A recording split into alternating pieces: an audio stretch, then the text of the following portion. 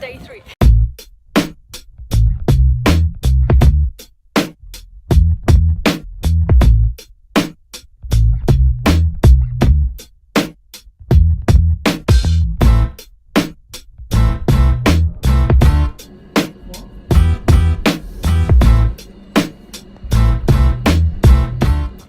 Day 3, we're at just arrived at the Gogh Museum, which is right there. Well, not the hot dog. Wait, which is right there, that building there. And that building, it's both of them. That one says Gogh Museum too, so does that one. Yeah, we got a bit confused with the transportation and we didn't quite know how to get here. That's why we arrived here only at 12, but still quite okay. So we can spend like 2 to 3 hours, yeah, 3.5 hours maybe. I don't know, it's 3 hours, let's go for 3 hours. And then we'll see what we can do.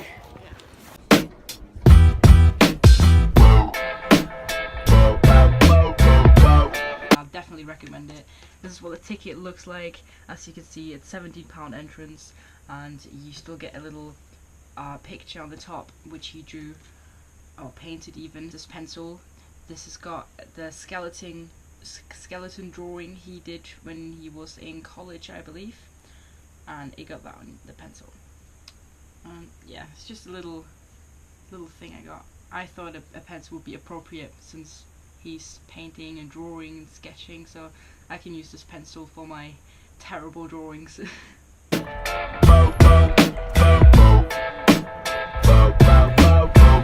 We got eel, herring, and fried cod to try from the best rated fish shop in Amsterdam.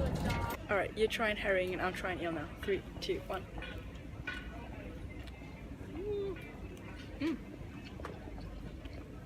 It's really nice fish. So much cooking. Is it nice? There's so much cooking. And now opposite way around.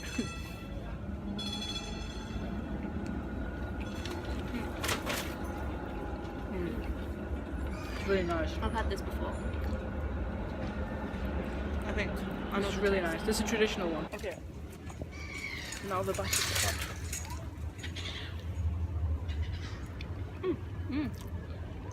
What's the sauce?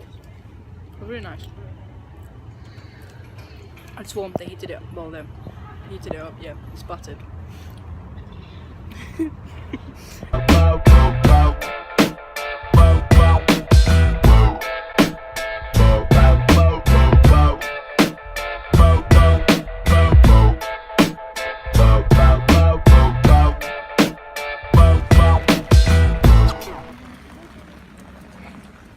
Nothing nice over there.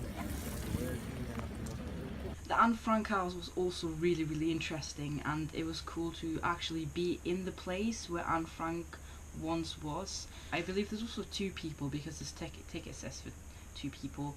18 euros for 2 people. This is what the ticket looks like, and you got the little Anne Frank house on the back. They have the actual diary from Anne Frank in the house. Obviously you can't touch it, but it's in glass and you can read it. You can just buy a bowl of cheese.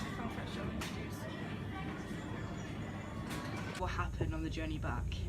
I've taken note of this. We were leaving Amsterdam, we were leaving the Netherlands, we arrived in Belgium and it started to snow. Okay, everything is still fine, it's snowing, we're still in the bus, like on the coach, we're still driving, it's all good. And then we stopped in Belgium because there's a stop to like let people out, new people come on. And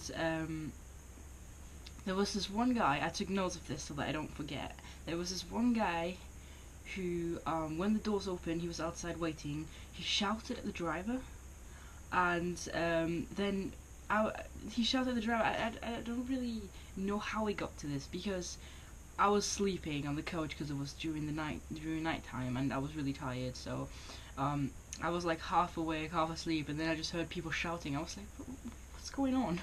And then I looked down because I was sitting near the window, so I looked down out the window and I could see this guy shouting something. I couldn't understand. I believe it was Dutch, but they were also speaking English in between.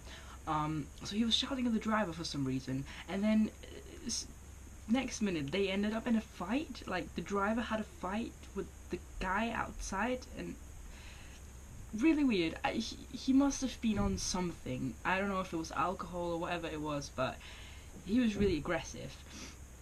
And he started hitting the driver and hitting the doors, and he actually broke the coach door, and he kept strangling the driver with his tie.